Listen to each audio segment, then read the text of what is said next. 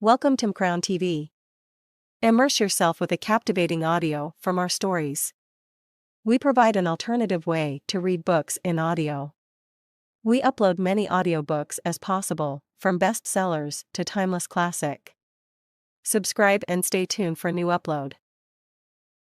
Episode 216, Deadly Ribbon. Alex felt a little timid. When he heard the voice, it sounded like it was speaking straight to his heart, so he trusted it. He proceeded to use the whirlwind leg technique that the voice had reminded him of.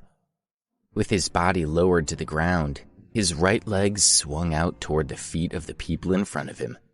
His legs swept two gangsters to the ground. He had not practiced this martial art move for many years, so when his legs swept out toward a third gangster, he wasn't able to knock him down like the others. "I'll stab you!" The gangster moved to stab his dagger into Alex's head. Alex went cold from fear. He glanced at the beautiful woman in white who was beside him. He hadn't seen her speak, but he felt the voice must be hers.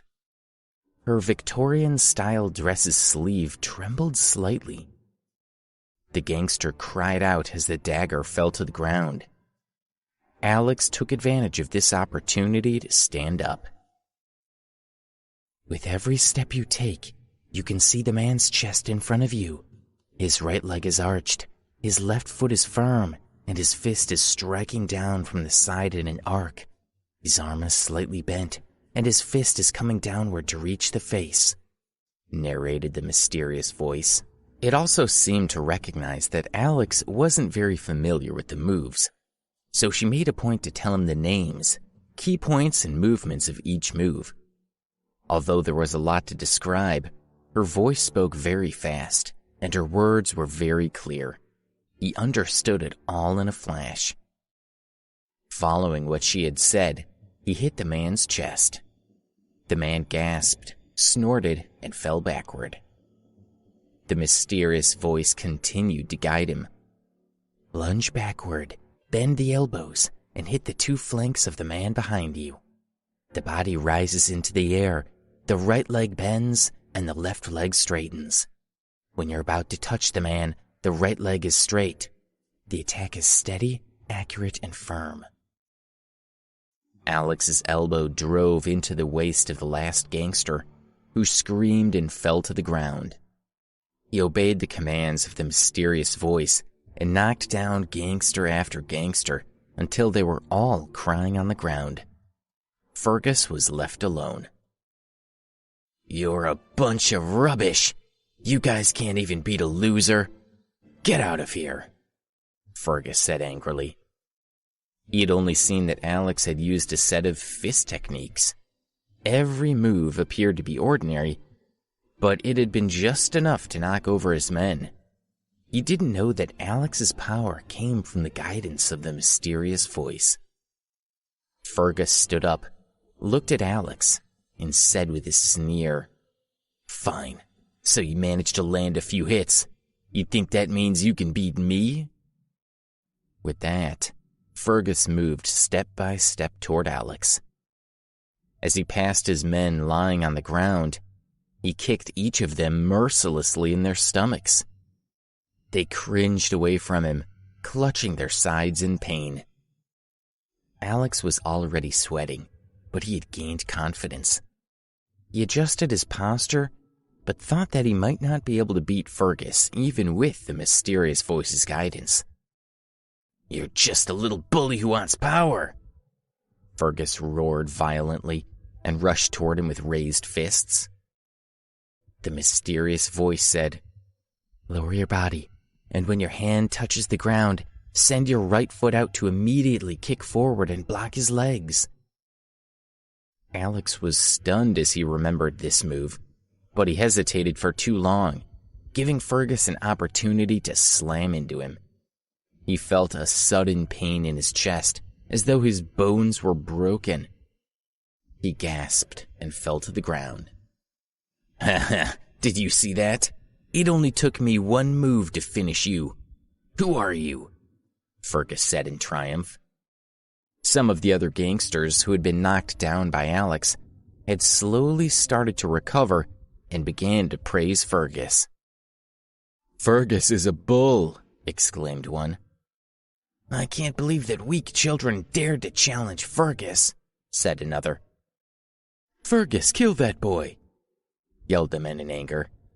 Lindsay saw that Alex had been knocked down onto the ground and ran to his side. She quickly asked him, "Are you okay?" Hearing the threatening comments from Fergus's men, she stood up and spread her arms out in front of Alex. She glared at Fergus and said, "Don't come any closer." Fergus picked up a dagger and sneered, "Miss Marvel, this boy has hurt many of my men. He has to pay." Lindsay looked at the dagger. She was scared, but she kept her stance in front of Alex as tears slowly appeared in her eyes. She didn't know whether she was afraid of the dagger or of Alex being killed. Her tears flowed as she exclaimed to Fergus, "You can't kill him." Fergus had already reached Lindsay and wanted to pull her away. A voice said, "You want to kill people here? Shouldn't you run that by me?" The voice was charming with a hint of sullenness and bewilderment. It was coming from the beautiful woman in white. Fergus turned around and looked at the beautiful woman. As soon as he saw her, he decided to ask one of his men to tie her up. After he had dealt with Lindsay and delivered her to the hotel for David, he would take this other beauty to another room so he could have his own fun. He said with a smile, "Your voice is so beautiful. Why do you hide your face? You should take it off and let me have a look at you." "My voice is beautiful, but my body is not beautiful," she said. "I bet you're so beautiful that even a beautiful actress can't match you," he said and continued, "Your face must be even more beautiful. Can you take off the disguise and let me have a look?" She looked at him with a happy smile in her eyes and said, "You look like a dog. If you want to see me, you can try, but it comes with a price. I want your finger." Her words were harsh, but he didn't mind being scolded by her. Coming from such a stunning woman, it felt like an honor. His men envied him. They would be happy to lick this white beauty's shoes like a dog. "Well then, I'm a dog. Let the dog uncover his mistress's face. Will you let me?" he asked. "You can remove my disguise if you want to come over here, but don't talk so much nonsense," she said leisurely. "Yes, ma'am, your dog is coming," he said, and walked toward her. Everyone's eyes were focused on her. As he walked toward her, her scent made his mind flutter. He slowly bent down. He was nervous, and his heart pounded. She sat calmly and quietly on the chair and waited for him to uncover her face. He took one corner and slowly pulled it down. His eyes widened in shock.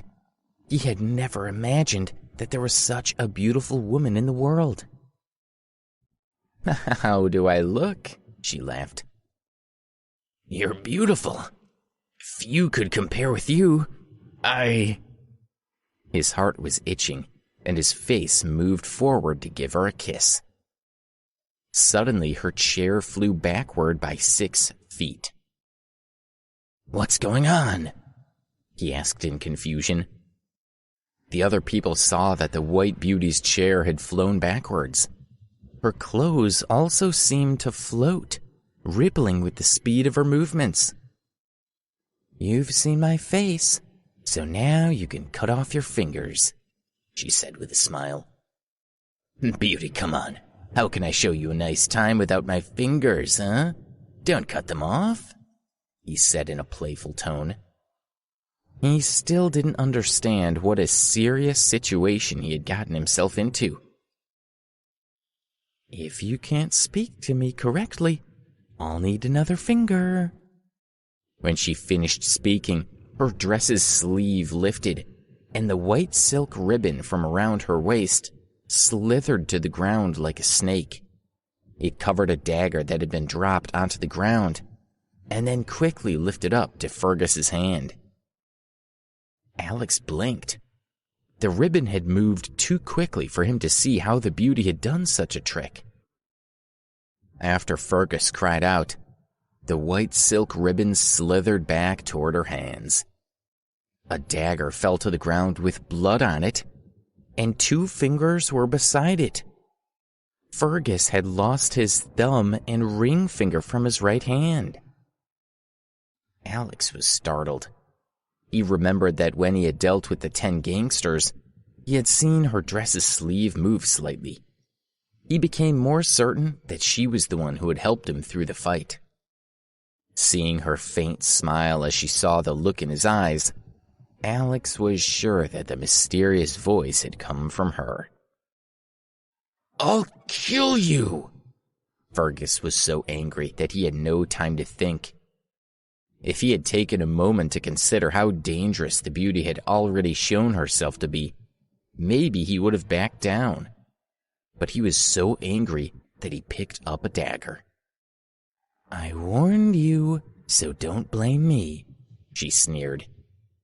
She slapped her hands onto the dining table, and a spoon jumped up more than 3 inches. She caught it and flicked it with 1 finger. It whirled and fired toward Fergus. It hit him in the knuckles. The dagger in his hand fell. As soon as she released the white silk ribbon, its end wrapped around the dagger. Once her hand moved, the dagger flashed with white light. A bright red blood stain splashed onto the ground. Fergus screamed again and fell. His right foot had been smoothly severed from his leg. Episode 217, She is Dangerous. Seeing Fergus's tragic situation, everyone was shocked. Lindsay was even more frightened and threw herself into Alex's arms. Her body shook. The beauty in white looked relaxed. She looked at Fergus on the ground and said, "I only needed to cut off your finger, but you had to make trouble for yourself. A man who was once tall and handsome has now hurt himself irreparably. Why did you have to do this?" He just closed his eyes, clenched his teeth, and endured the great pain. He only hoped that she would leave quickly, so he could go to the hospital for treatment. "I ask you, are you convinced?" she said. He replied in great pain, "Yes, I'm convinced." "Will you take revenge on the little couple?" she asked. "No, I won't," he replied. The beautiful woman said with a smile, "Good. I have one last request. Don't talk about what happened here tonight, especially my appearance and whereabouts. If I find out that this news has leaked, all of you here will face severe consequences. You've seen what I can do." "Yes," he replied. Fergus's men and the waitstaff still standing nearby also chimed in. "Yes, we'll never talk about it.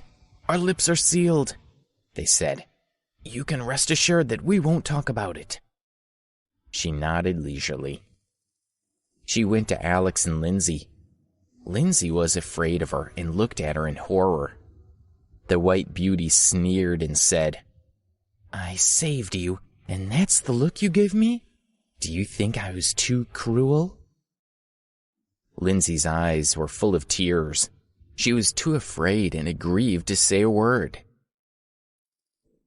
"It's okay, you don't have to be afraid. She's joking with you," Alex said as he wiped away her tears and comforted her. Lindsay buried her face in his chest and sobbed. Alex patted her on the back and said to the beauty, "Please forgive us. She's just really worked up right now." The white beauty smiled and said, "You didn't hesitate to protect her. I like that. All right, come with me." She walked out with Alex and Lindsay behind her. Fergus's men, who had fallen to the ground, quickly made way for them. Their faces were full of reverence and fear, but they averted their gaze as the three walked by. None of them wanted to attract the attention of the beauty in white. After leaving the restaurant, Alex wanted to leave with Lindsay, but he was afraid to make the woman in white angry. With her high level of martial arts skills, it could be very dangerous to make her displeased. So he continued to follow her. Eventually, the woman turned and said, "Okay, you can go first." "Thank you," Alex said respectfully. Then he got ready to leave with Lindsay. "Wait a minute. I mean, this girl can go, but you stay with me," she said. Alex was surprised and asked, "What can I do for you?" "I've just come to the U.S., and I'm not familiar with a lot of things. One of my maids is gone. I think you would be just right. When I finish what I need to do, you can go," she said. Lindsay was surprised and thought of the woman's violence at the restaurant. "Isn't it dangerous for Alex to follow her?" she thought. She stood in front of the woman and said, "I'll follow you. You let him go back." The beauty slowly shook her head and said, "It scared you too much, so you're not suitable." Lindsay replied, "Well, then I'll stay with him by your side." "Little girl, you can stay with me, but you'll see a lot of bleeding, fighting, and even killing," she said in a low and eerie voice. Lindsay shivered all over. Her eyes turned firm, and she said, "I'm not afraid. Take me with you." The beauty in white giggled and sighed. "Love leads us to strange places, doesn't it? You must love him quite a bit to want to follow him into danger. How interesting." Lindsay trembled, but she looked at her firmly. When she was finished laughing, the woman in white said, "You must go now. I just want this boy." "I can—" Lindsay had not finished. "If you don't leave, I'll cut off his feet. You saw that man's miserable situation in the restaurant. Do you want your boyfriend to have a taste of that?" said the woman. I... Lindsay was scared, and her eyes were full of panic. "You can go back by yourself. I'll be fine. I understand your feelings for me, but don't worry. I'll take care of myself," Alex said as he took Lindsay's hand. "Alex, I'm afraid for you," she said with tears. "If I count to 3 and you're still here, don't blame me for what happens next. 3, said the woman in white. Lindsay's heart tightened for fear that the beauty in white would hurt Alex. Feeling there was no other choice, she said to him anxiously, "Take care, please call me." Then she turned around and ran away into the distance. Alex sighed deeply. Lindsay's behavior was, after all, of her deep feelings for him. The beauty sneered and said, "If you look at her again, you'll go flying. Follow me." Alex's face turned red as he followed the beautiful woman in white. They walked to the side of the road. Thinking of her martial arts skills, he asked, "Did you guide me earlier? What kind of martial arts was that? Why can't other people hear you? Why can I only hear you?" She didn't look at him, but as she continued to walk, she said, "That's one of the unique skills of my school's technique. Just think of it as a quiet form of communication. If you continue to follow me, I'll teach it to you when it's time." He was overjoyed as he thought it would be fun to learn such a skill. "Thank you. By the way, what can I do for you?" She tightened her eyes and said, "I'm going to kill someone. It will take me some time to find them.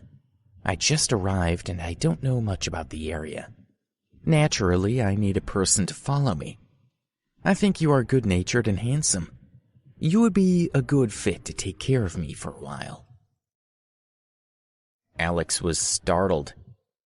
"Who are you going to kill? How did they offend you? Why do you want to kill them?" "I have my reasons for what I'm going to do. But that's not really any of your business, is it?" she laughed. He looked at her for a few seconds, sighed, and said, "So, there's a grudge between you. Is that really any of my business? How long do you need to solve this matter?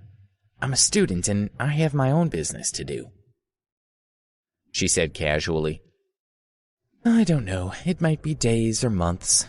I won't treat you badly. But you must wait until my business is finished." Alex tried to think of something else to say. But before he could offer any other thoughts, she sneered, "You don't have to say anything. What I decided will not be changed easily. I'll leave you once you help me." Alex had no choice. He had to follow the beautiful woman in white for the time being. Alex took a taxi and went to the Tinsdale Hotel in the downtown area with the beauty in white. She had been staying here. She asked the front desk to give Alex a room next to hers, and she went back to her room by herself. When he waited for his room card, the front desk lady and several waiters in the hall came up to him and asked him about the woman. "She's covered all day and we can't see her face clearly. The ID card she used to register is obviously not hers, but the money she gave us was so much that our manager promised to check her in. Do you have a picture? Can you show it to us?" "I dream about that beautiful woman every day," said a waiter. "What's your relationship with her? Can you give me her WhatsApp?" asked another waiter. Alex coughed and said with an embarrassed smile, "We're guests. Aren't you violating our privacy with all these questions?" The front desk lady and waiters apologized to Alex one after another. "Please pardon us for disturbing you." The front desk lady took out another room card and said, "Mr. Ambrose, you and the woman appear to be good friends. Yesterday she said that her room card wasn't working. We have a new card for her. Would you mind giving her the new one and asking her to return the old card tomorrow?" "No problem," he said.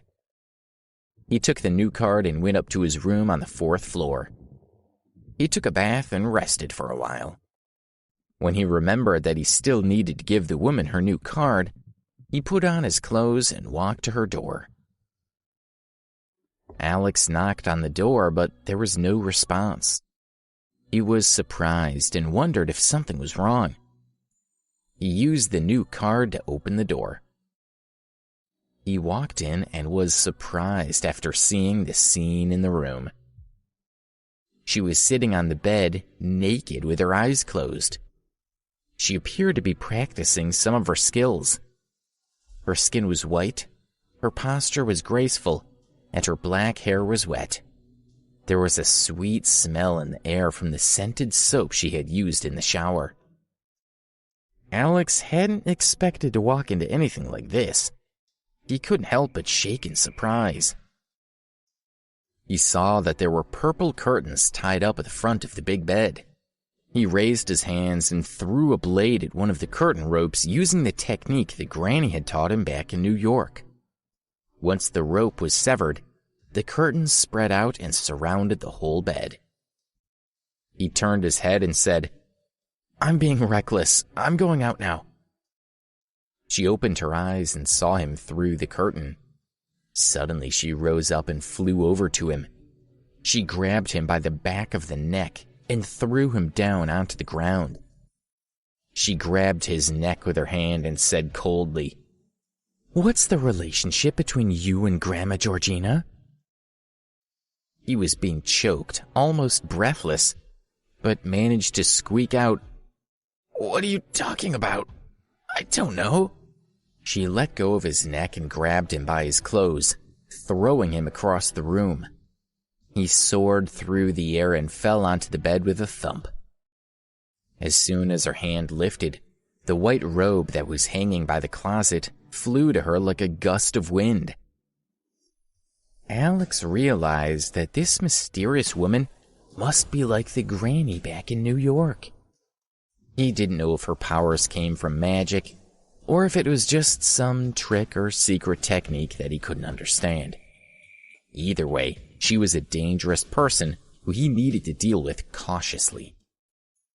She watched him as he gasped for air. "I saw the way you handled that blade. I recognize those moves. Who taught you how to do that?" Episode 218, The White Beauty and Grandma.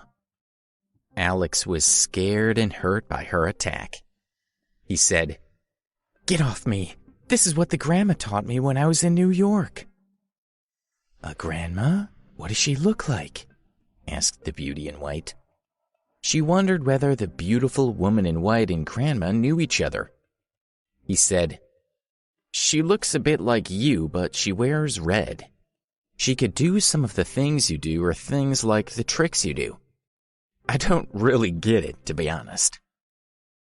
The woman was surprised, and then happily said, "I know her.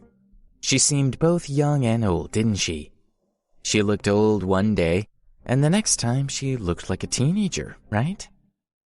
He said, "How did you know that?" Her face brightened as she whispered, "It's her. Where is she now? You must take me to her." He was puzzled and asked, "The person you want to kill is not that old grandma, right?" She sneered, "Of course it's her. You will take me to her, and after that I'll reward you. Where is she?" He was startled. He remembered that day in the villa when he had seen the old lady, and she had said something about an enemy named Zora Cook. Grandma appeared to be very afraid. Was it the beautiful woman in white in front of him? He asked, "Are you her enemy?" The woman said with a smile, "It seems that Georgina Fox told you about me. How much has she recovered now? You must tell me where she is." Alex shook his head and said, "Even though I know where she is, I can't tell you." "What? Why can't you tell me?" Zora asked. "Do you want to die?" Her eyes went cold and she raised her hand. Her white robe rushed toward Alex like it was a living creature and wrapped around his upper body. Zora said coldly, "There are tens of thousands of steel wires as thin as a hair woven into my white silk robe. If I tighten it, it'll act much faster than a knife, and your 2 arms will be cut off. Are you afraid of me?"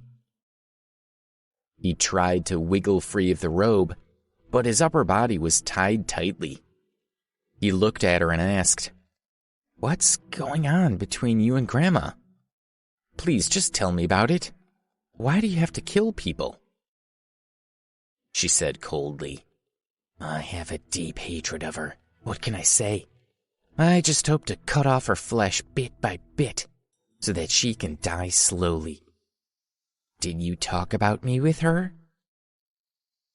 She pulled the silk, and the white silk robe that was wrapped around his body began to shrink. He couldn't help but let out a cry as it felt like his skin was being stabbed by sharp blades into his arm. She said with a smile, "Can you feel it? If you don't tell me, I'll cut your limbs off. I'm asking you again, where is Grandma Georgina now?" Looking at the woman, he said faintly, "Sorry, I can't tell you." Her face appeared angry as she said coldly, "Well, I'll cut off your 2 arms first." She began to pull on the robe. He was forced up into the air and then fell onto the ground. He thought his arm had been broken from the fall, but to his surprise, his arm wasn't broken, and it was still attached to his body. There were only a few small bloodstains that must have been from the steel wire in the white silk robe.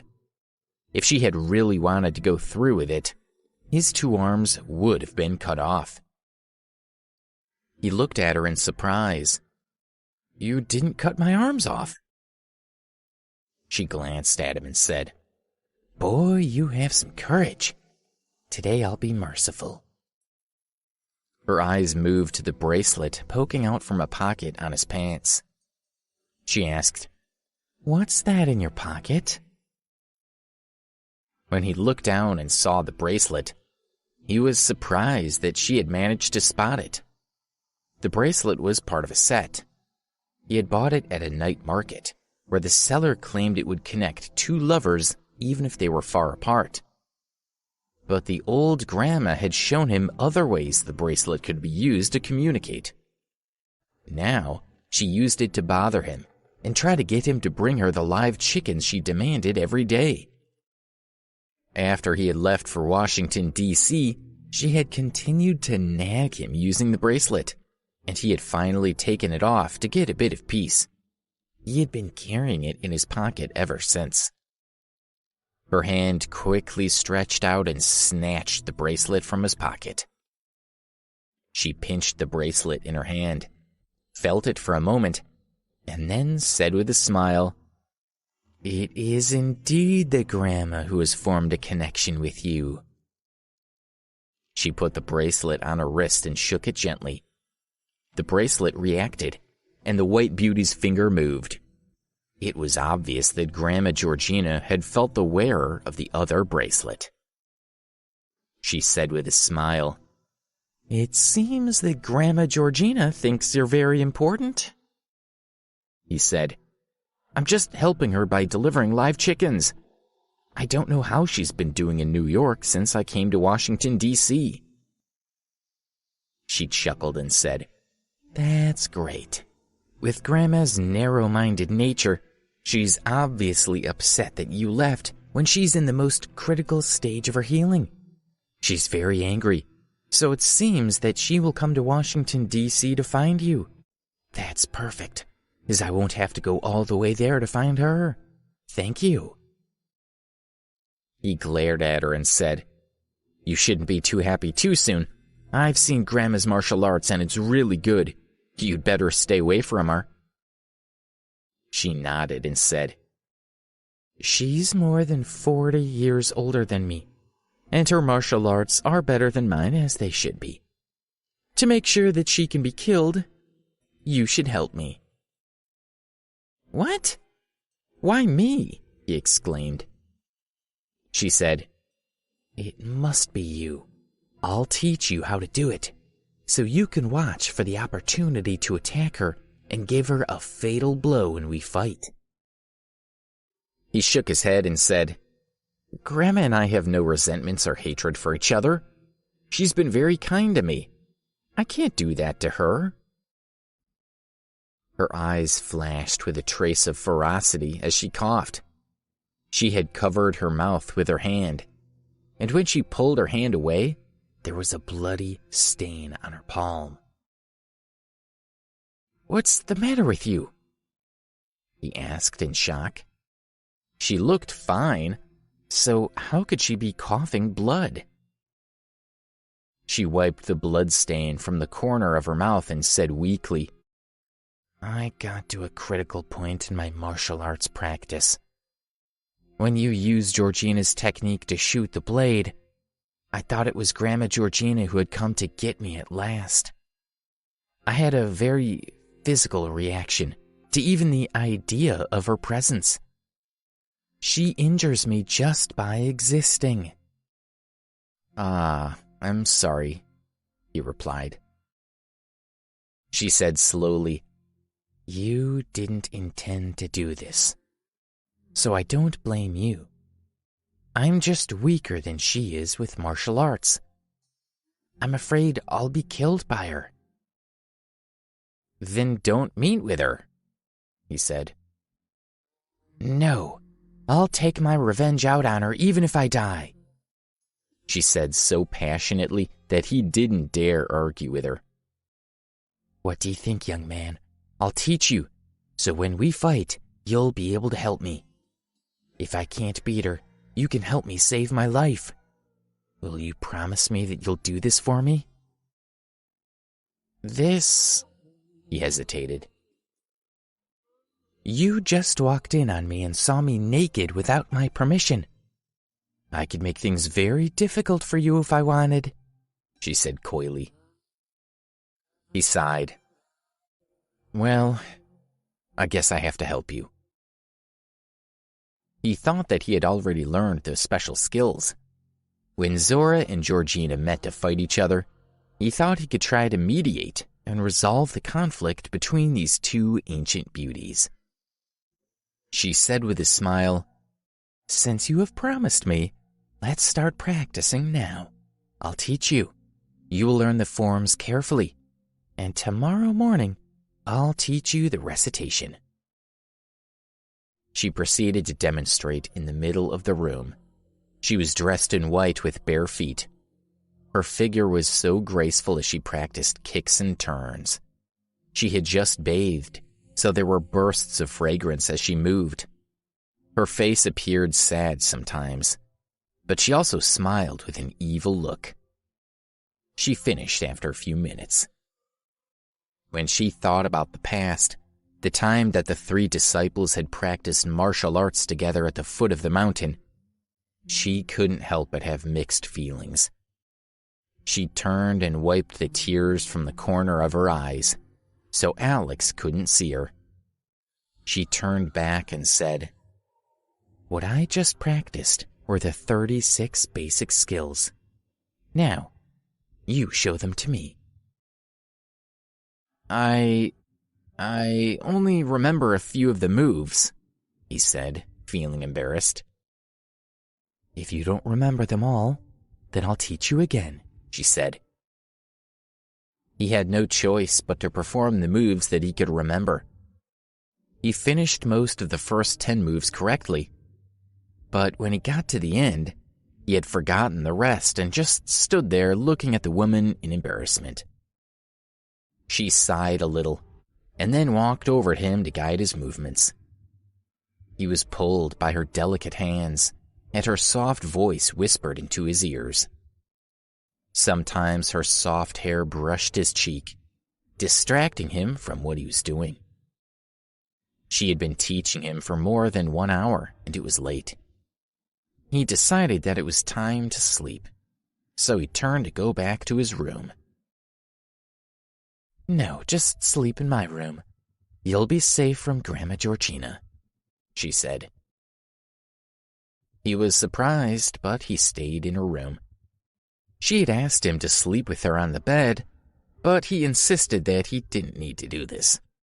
Finally, he asked the hotel for an extra quilt and spread it on the ground. He was exhausted and slept soundly on the quilt. While Zora taught Alex these techniques, Fergus went to the hospital. He had just been pushed from the emergency room to the intensive care unit when he saw David waiting for him. "What's going on?" David had been puzzled by the news of Fergus's failure. They had said that 2 fingers and his foot had been cut off. He thought that sounded too dramatic to be believed. Yet Fergus did indeed look injured.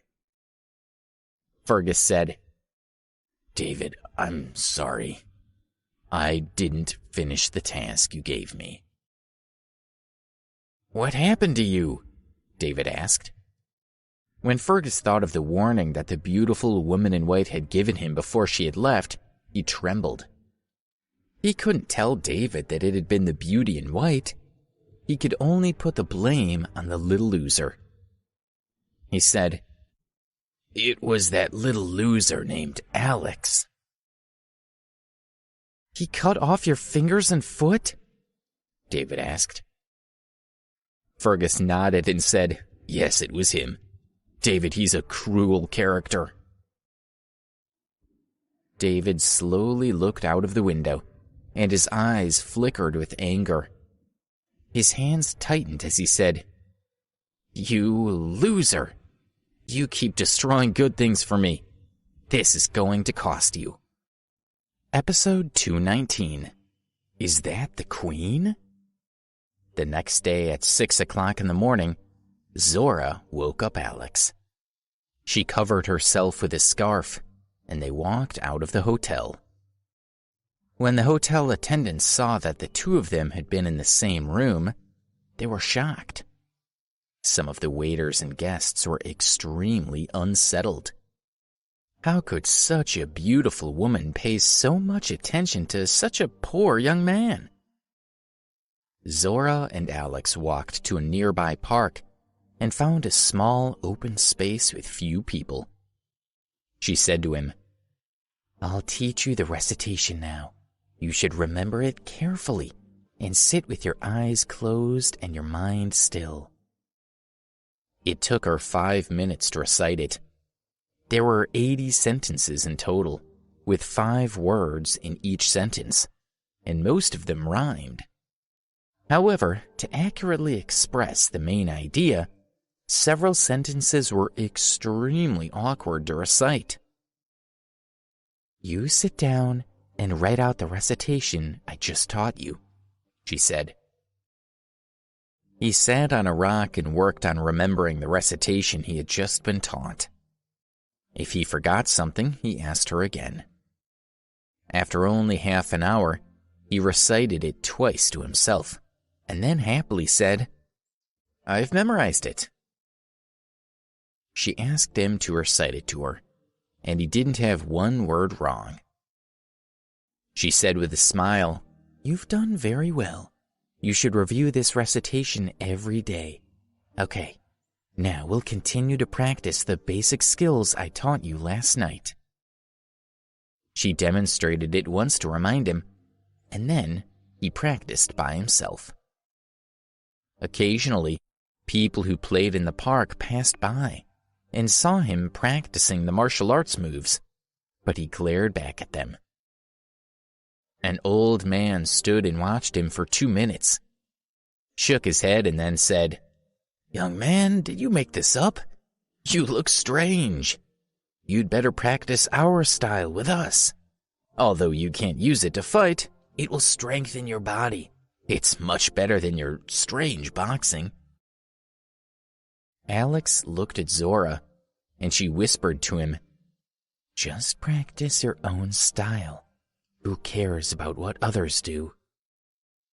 He nodded and continued to practice. They stopped for lunch and then walked to a sandwich shop. He asked, "Did you use these special skills in the restaurant yesterday?" She shook her head and said, "I was using a different style, which was designed for women. If you want to practice it, I'll teach you, but I don't think it would suit you." "Oh, no, I'm just asking about it," he said. "I know you want to ask me to teach you," she said with a smile. "You can watch and see how powerful it is." She saw a waiter who was carrying 2 trays of sandwiches. She shot a peanut in his direction and hit the waiter's leg. The waiter lost his balance, cried out, and the 2 trays full of sandwiches flew into the air. In the blink of an eye, she reached the waiter's side, grabbed his back collar, picked him up, and quickly caught the trays. She collected several of the sandwiches that were falling onto the trays one by one. "Thank you, that was amazing," the waiter thanked her profusely. There was a burst of cheering from the other diners in the shop, but she wasn't moved. She just smiled faintly. Alex knew she did not always take kindly to compliments, but he couldn't help joining in with the rest of the crowd's applause. When he opened the sandwich wrapping, he was surprised to see that his sandwich had been rearranged. Instead of one full sandwich of ham and cheese, he had two halves of different kinds of sandwiches matched together. He remembered there had been nothing like it in the deli display. Zora must have done this when she was catching the sandwiches on the trays. "Did you do this?" Alex asked her in surprise. "I don't have to fight against people. I can show you other skills. I've taught you some martial arts that are much better than the other styles," she said with a smile. "Thank you," Alex responded gratefully. Over the next few days, Alex practiced with her day and night. When they returned to her room in the evening, she would test him with questions. Under her instruction, he had already mastered her set of martial arts exercises. That night, in the hotel room, after finishing the test with Alex and answering several of his questions, she said to him, "Now you've learned all the 36 routines of the special skills which make up the foundation. When you really face the enemy, you should adapt to different circumstances and all the coping methods that evolve from there." "Thank you," he said seriously. He already regarded the woman as a master. After that, she took a bath, put on her purple pajamas, and sat down on the bed. He practiced martial arts by himself. Usually, because she lived alone, she would practice naked after bathing.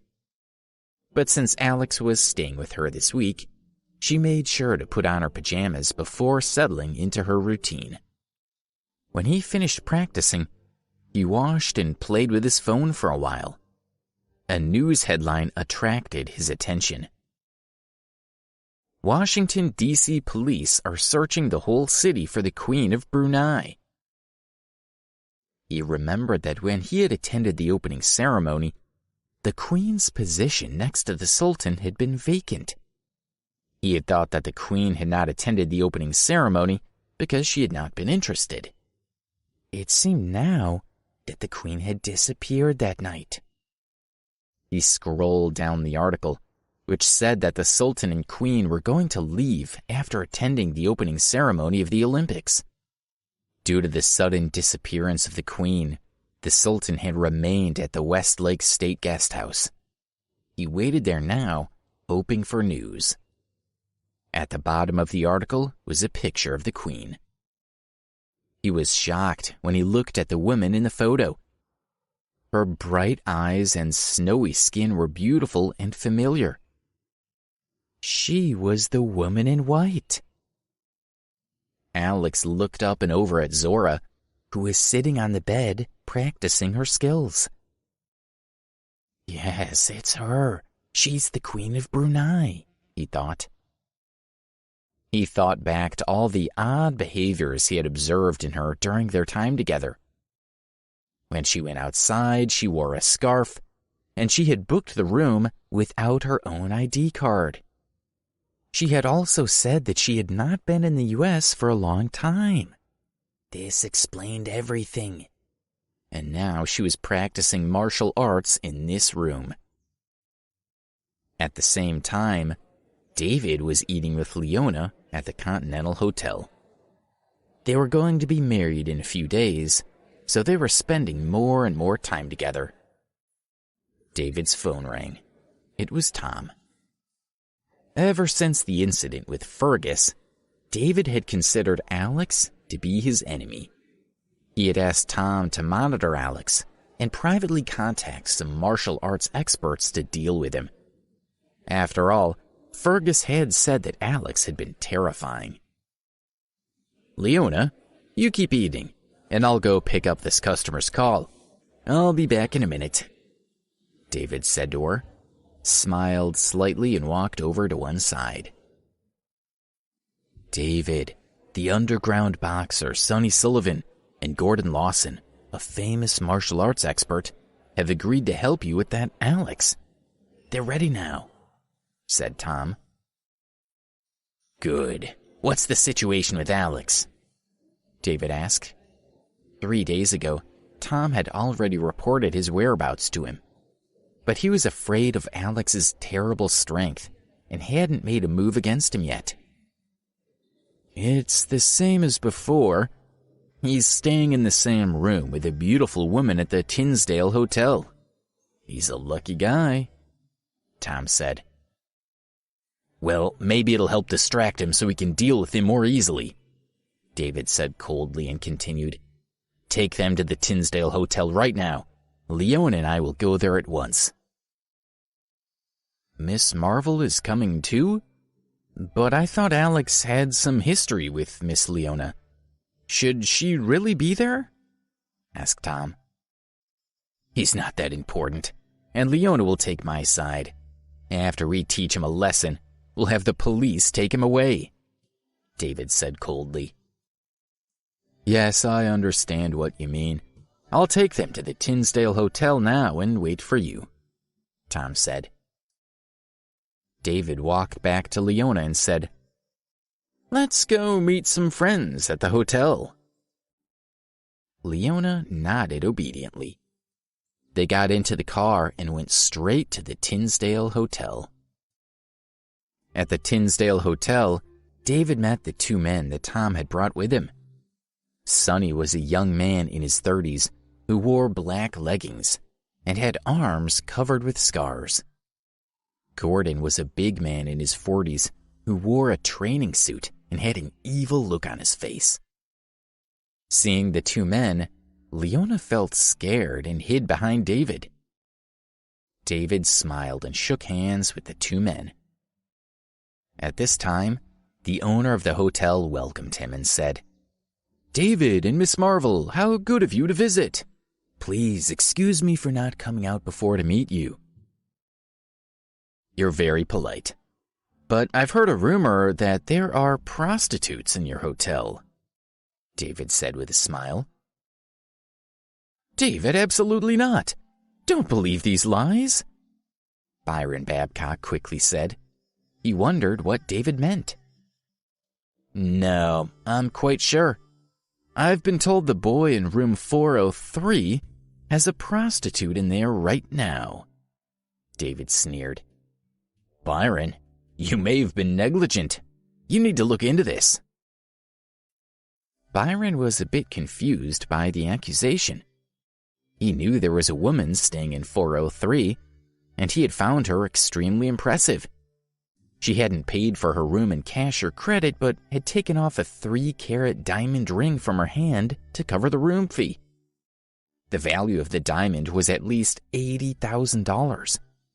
So although she didn't use her ID card, Byron had let her stay. Yet according to the front desk report from a week ago, she had been staying in the room with a young man.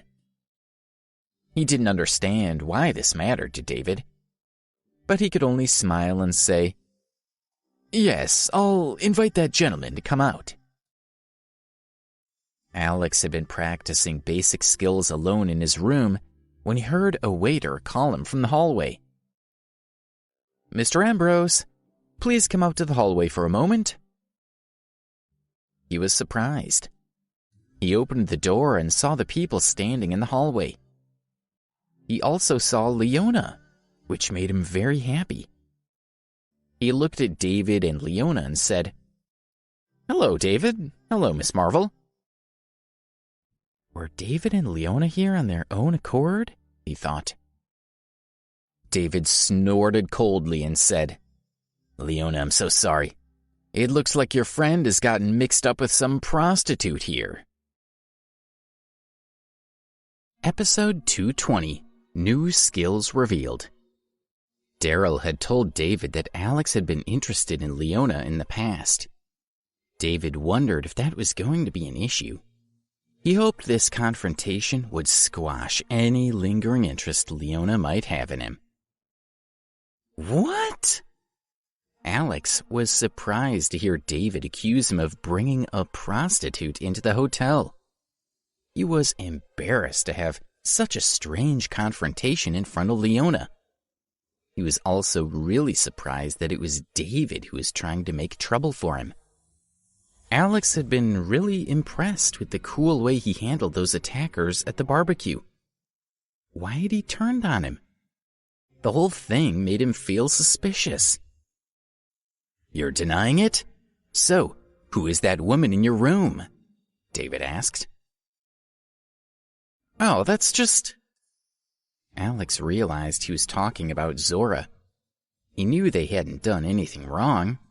Zora was just training him in martial arts. But he also knew it probably didn't look so innocent to outsiders. "You can't tell us? Is there a ghost in there?" David sneered.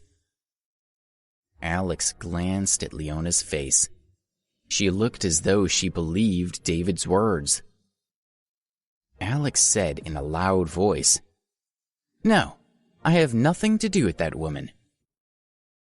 "It's okay to be in the same room. Just call that woman to come out here," David said and continued. "Tom, you go into the room and call that woman to come out here."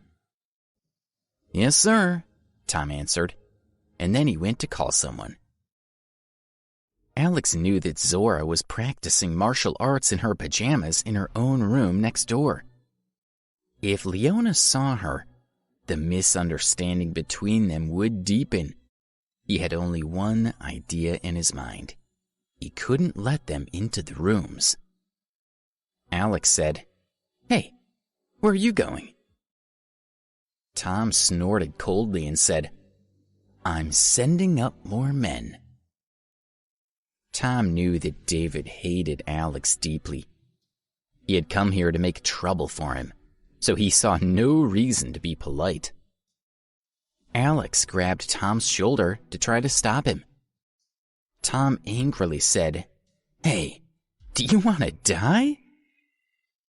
Tom's face looked fierce. He turned and tried to knock Alex down to the ground, but he lost balance before he could knock him down. Alex then picked him up over his shoulder and slammed him down. Tom hit the ground hard and felt his ribs crack. "Are you all right?" Alex asked apologetically. He had not realized how strong he had become, or how effective these moves would be against an opponent until he saw Tom in pain. He felt a little embarrassed. "Ow!" screeched Tom. He couldn't stand up. David was shocked. Alex was really good. David knew Tom was an exceptionally good fighter, yet Alex had defeated him with just one move. Fortunately, he had brought 2 master fighters with him that day.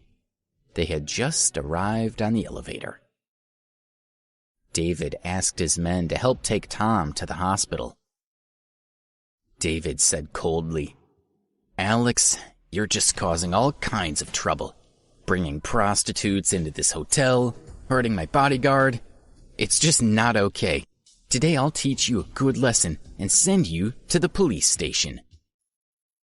He turned his head to call to the 2 men who had just arrived. "Sonny, please teach this arrogant boy a lesson." Sonny slowly moved toward Alex. A few other guests and waitstaff had gathered to watch. When Sonny began to move, his twisted muscles and terrible scars scared the people around him. "This man looks so strong," said a guest. "His arm is thicker than my thigh," said a waiter to his friend. "He's got so many scars. I'm worried about that boy he's attacking. He doesn't have a chance," said a woman guest. Many people watched them. Byron recognized Sonny. He was shocked and whispered to the other onlookers, "That man is the champion of underground boxing in the city." "Yes, I gambled in a DC underground fight club last month. Sonny fought a middleweight champion and only needed 6 moves to knock out his opponent." Yeah, he's won 41 fights in a row. He scares the other boxers.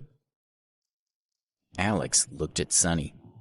He had learned the special skills, but seeing that Sonny had solid steps with small strides, he thought, that man looks strong. Sonny walked up to Alex, looked him up and down, and said with a sneer, "Young man, kneel on the ground and bow 10 times to David and me, so that I don't have to fight you." Alex was angry. He knew he couldn't back down while Leona was watching. He replied, "You bow down to me 10 times, and I'll forgive you too." Sonny was furious and said, "Little boy, I don't think you want to live. David said to take care of you." David said to Leona, "Don't worry, it'll be easy for him." "Don't," Leona whispered to David. But he said with a smile, "It's okay. He'll just teach him a lesson." But he personally thought it would be much better for Sonny to kill Alex.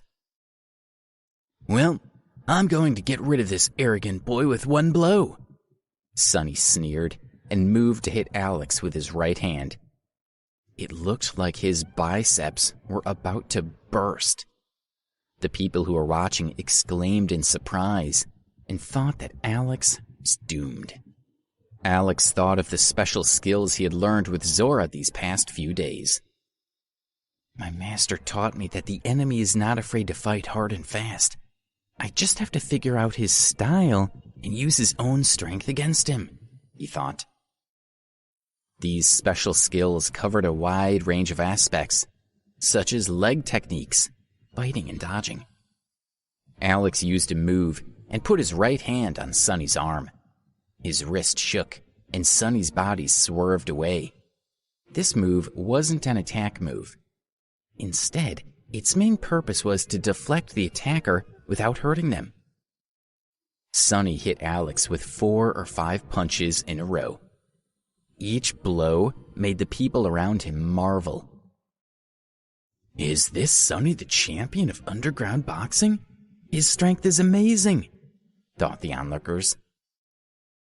Each time Sonny swung to hit Alex, Alex tried to get closer to Sonny.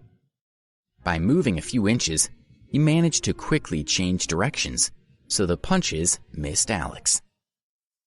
Sonny glared at Alex and said, "Little boy, what kind of ghost moves are you doing?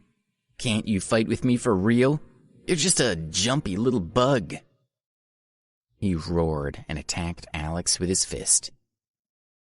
Sonny didn't have that many approaches to his attack. So, after a few attempts, Alex felt he understood his routine. He then used a maneuver so that Sonny's fist changed direction and hit a column in the hotel hallway. The column was 2 feet wide and covered with a layer of stone glaze. Sonny's punch shattered the stone glaze into powder and fine pieces, revealing the column's cement interior. All the onlookers were terrified. It was clear that it would have been horrifying if the blow had landed on a person. Sonny's fists bled, and he was even more irritated by Alex. Although he was a handsome man, he looked like he was ready to eat someone. Alex looked at Sonny and said, "Okay, show you who the bug is."